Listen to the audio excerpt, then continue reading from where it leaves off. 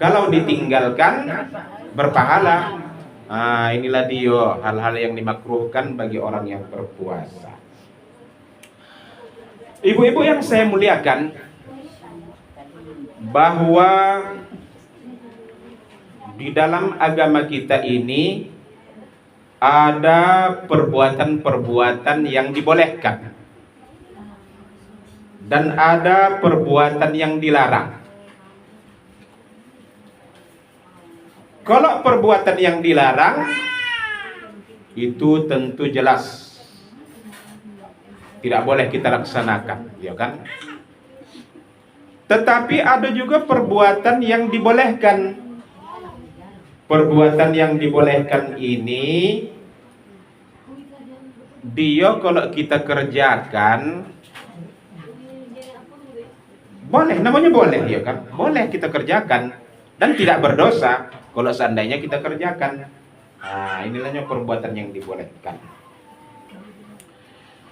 Lalu ibu-ibu yang saya muliakan, salah satu contoh perbuatan yang dibolehkan yang tidak berdosa itu adalah seperti balagu-lagu.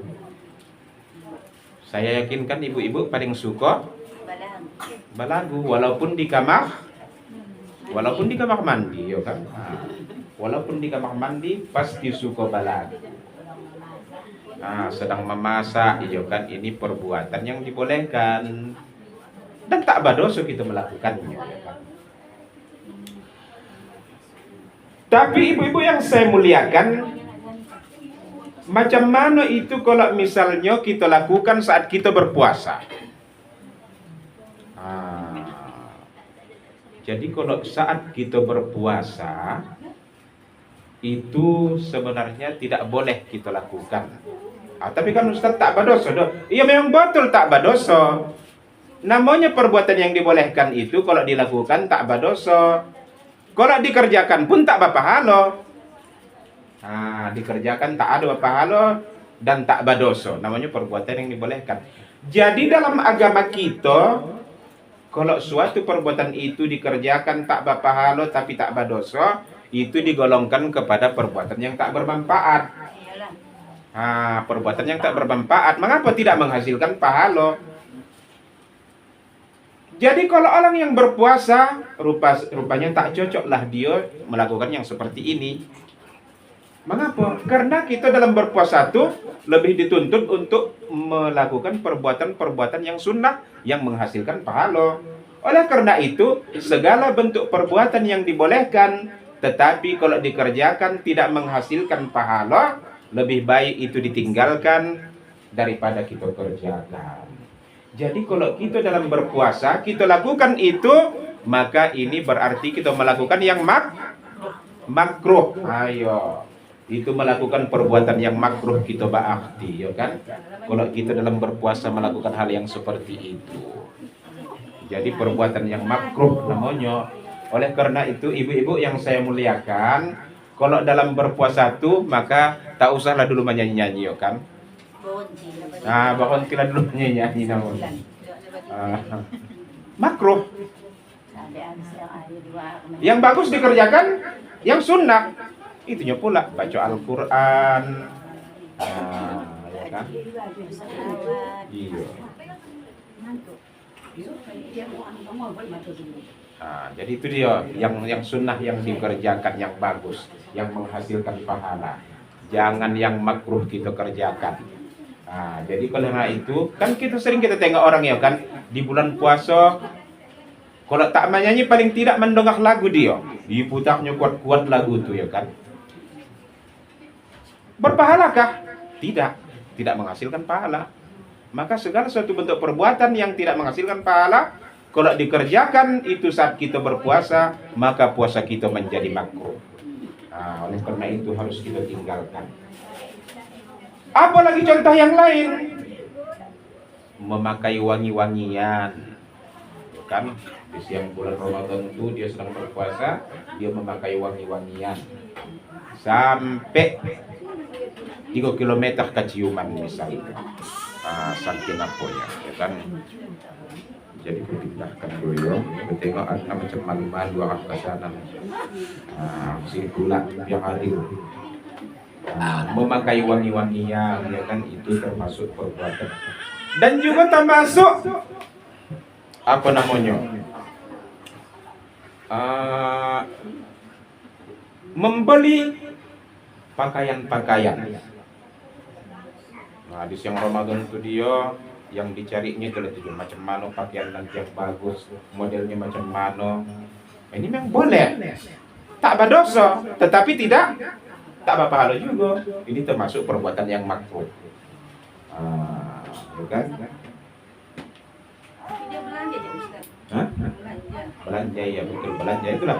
Kan jual beli itu hukumnya boleh. Boleh, tapi belanja. Iya, jual beli itu hukumnya boleh, ya kan? Boleh dalam arti dikerjakan tidak menghasilkan pahala, ditinggalkan, dikerjakan pun tak berpahala dan tak berdosa. Inilah paham boleh.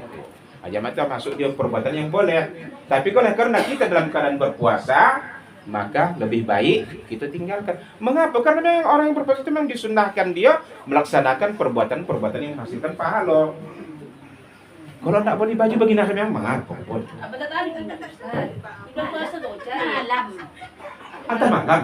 Malam dulu tidur pula. Inilah dah. Kan? Jadi lagu tadi bisa karaoke berlagu. Ini kan belanja. Ibu-ibu yang saya muliakan, apa namanya?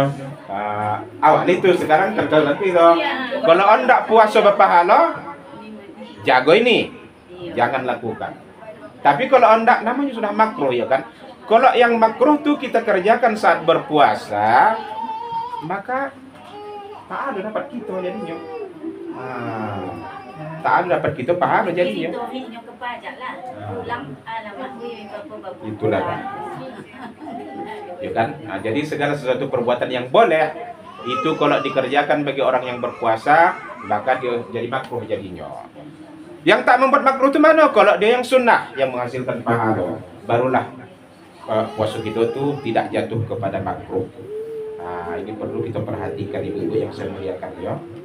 Kemudian apa lagi, termasuk kita tuh apa namanya?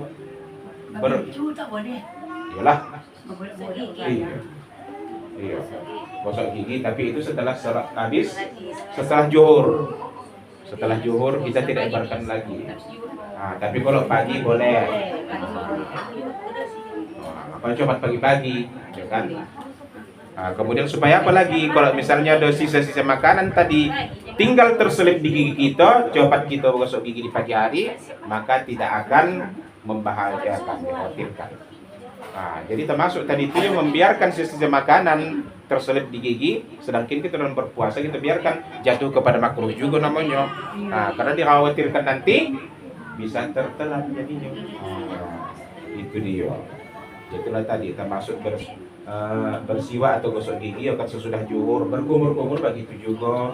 Jadi kalau yang boleh kita berkumur-kumur itu di pagi hari juga. Jadi kalau tidak sholat zuhur udahlah, tak usah berkumur-kumur lagi. Tak usah pada lagi.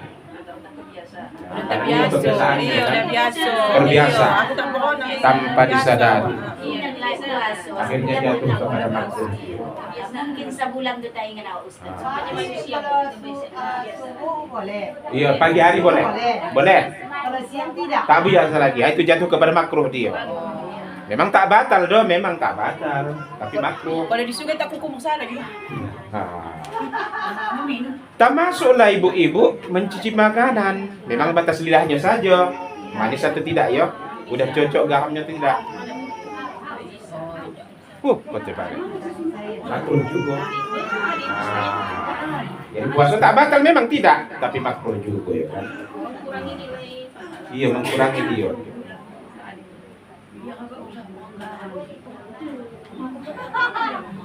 Kemudian termasuklah berbekam. Itu berbekam ya kan. Tak boleh. Memang juga tak boleh apa, makruh juga. Memang tak batal puasa ya kan. Makruh juga berbekam itu. Itu dia. Apanya? Enggak telinga. Kalau mau gatal. Iya. Makruh ya Ustaz. Tidak, tapi Tidak. Oh, tak makruh. Tidak, tak makruh pada kok yang itu tak termasuk dia itu. Oh, kan mau gatal telinga kan? tidak. Kalau itu tidak. Kalau bapak kau makan nasi. Ah iya. Nah, itu dia. Dan takut tak begini ya kan lupa dia. Jadi kan biasa awal-awal tuh minum dia. Iya. Jadi dia kan udah batal gini kok terus ditambahnya balik. Harusnya kan kau sudah teringat Iya. ama udah. Udah. Bahkan bilang Boleh lagi kita begini kan? biar teruskan. Nah, itu dia. Jadi Tapi kan kau soingan. atau kesoingan pula sudah apa gitu ya kan? Ngencet ya. Kalau lupa, ya kan. Iya. Jangan diteruskan.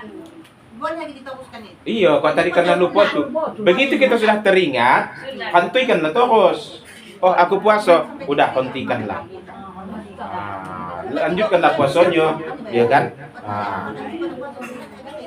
Itu dia kita tengok ibu-ibu yang saya muliakan, itulah perkara-perkara yang dimakruhkan kalau kita saat berpuasa. Pokoknya ingat saja, segala bentuk perbuatan kalau kita kerjakan tak berpahala, walaupun yang tak berdosa, walaupun tak haram, kalau kita sedang berpuasa, lebih baik kita tinggalkan perbuatan tadi itu. Termasuk membicarakan itulah tadi, misalnya cat rumah, ya kan, bangunan rumah, itu di siang puasa, itu perbuatan yang boleh memang, tetapi kita sedang berpuasa, maka lebih baik kita tinggalkan. Itu dia. Boleh puasa itu boleh ya. Kemudian ibu-ibu yang saya muliakan, di puasa Ramadan kita tuh kan diperintahkan untuk mengendalikan hawa nafsu. Termasuk dalam hal makan, kita kendalikanlah nafsu kita kepada makanan. Artinya apa? Jangan sampai makanan kita itu terbuang. Jangan sampai makanan kita terbuang. Ya kan? Memang saat kita berpuasa, ini rasanya haus yang tak, ya kan? Lapar begitu juga. Andainya air lautan itu dituangkan, hasil kita memang sanggup kita. Namanya haus, ya kan? Oleh karena itu, maka kadang kita tengok ada orang yang berpuasa nih di siang, di sore itu macam-macam jam segini kan. Dikumpulnya lah mulai itu ya kan, dari jus tomat, jus timun, cendol, ya kan? Apalagi es dawet, sampai 7 macam minuman. Tapi begitu ajan berkumandang, diminumnya segelas, lalu kau 6 gelas lagi, tak lalu, ya kan? Tak lalu. Sekaranglah pulang tarawih diminum segelas lagi, tinggal 5 gelas lagi, lalu lagi 5 gelas tuh, tak lalu. Sahur sekarang, udah basi. Berarti makanan tuh, iya terbuang jadinya kan. Jadi ibu-ibu yang saya muliakan begini. Rasul pernah memperingatkan sahabat, kalau ada makanan kamu yang jatuh, disuruh Rasul ambil balik, buang. Kalau misalnya ada kotoran menempel, buang, misal satu kan, buang kata Rasul. Jadi apabila makan kamu jatuh, falyakhudha, ambil balik kata Rasul. Falyumta, kemudian bersihkan. Bersihkan kalau seandainya ada kotorannya gitu. Summa yakulha, kemudian makan balik. Disuruh Rasul makan, jadi bisa dibuat praktek nanti kan. Kalau jatuh makanan ibu, ambil balik. Cuci, bersihkan dia. Kata Rasul begini, wala yada'ha lisyaitan, jangan kamu biarkan makanan itu untuk setan. Berarti kalau kita makanan kita nih rupanya kalau ada yang terbuang tak kita makan, itu jadi makanan. Oleh karena itu ibu-ibu yang saya muliakan, janganlah kita di Ramadan tuh lebih banyak mengkasih makan Setan. Jangan lebih banyak mengkasih makan setan. Iya, kok kira-kira tengok banyak ya karena ini begitu bahasa kalau itu banyak ya, sedekahkan memang. Takut aku yang sedekahkan banyak juga makanannya kan. Buang juga. Betul ada balago-lago jadinya kan. Apalagi malam 27. Oh. Sehingga tak makan. Itulah. Yang itu yang perlu kita jaga betul. Kendalikan nafsu dalam masalah makan ini. Kan kita sudah tahunya macam mana kesanggupan kita makan. Apalagi kalau kita itu sudah mulai berumur 40 tahun, 50 tahun, itu daya tarik makanannya sudah mulai itu tak kuat lagi kan. Paling-paling agaknya 4 suap 5 suap tak tambah lagi itu. Itu. Jadi pahamlah Wak, macam mana kemampuan diri kita dalam makanan. Makanya jangan berlebihan tadi masalah makanan tadi itu. Kenapa? Takut kita nanti kita kasih makan setan jadinya. Jadi inilah yang kita perhatikan ibu-ibu kalau kita saat berpuasa tersebut. Kemudian apalagi namanya? Ada suatu kebiasaan ya kan, memang dalam agama itu tak haram doh, tetapi kurang baik. Kadang kita tengok dokat-dokat di puasa ini banyak kita tengok umat Islam yang menikahkan anaknya. Paham lah ibu-ibu ya kan, namanya lah mereka itu